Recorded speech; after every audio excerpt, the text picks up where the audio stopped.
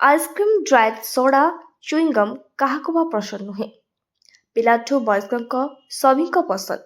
अनेक समय लोके यहाँ खाइबा पसंद करते से जेकोसी समय सीमा लंच डिनर बा जेकोसी फांका समय लोकप्रिय फुड खाइबा क्या भल न लगे बजार हेउ किंबा मॉल रे एही जिनिस गुड़िक सहजरे उपलब्ध हेले आपण भी यही खाद्यर शौकीन कि तेबे होई जातु सावधान।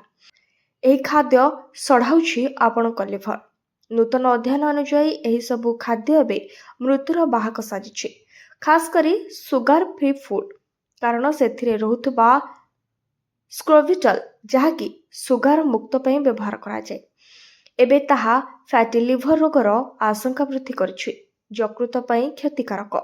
अध्ययन रे होइथिबा खुलासा जिनिस गुड़िक व्यवहार करुवा लोकों मनरे उठाई प्रश्न।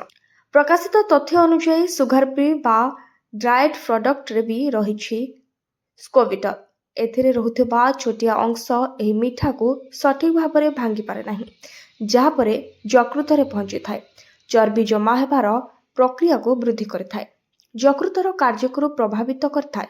विशेषज्ञ माने कहती जे एही मिठा कारीगुड़िक दीर्घ समय धरी सेवन कले सीधा सड़क नॉन अल्कोहलिक फैटी लिवर रोगरे विपद वृद्धि करे।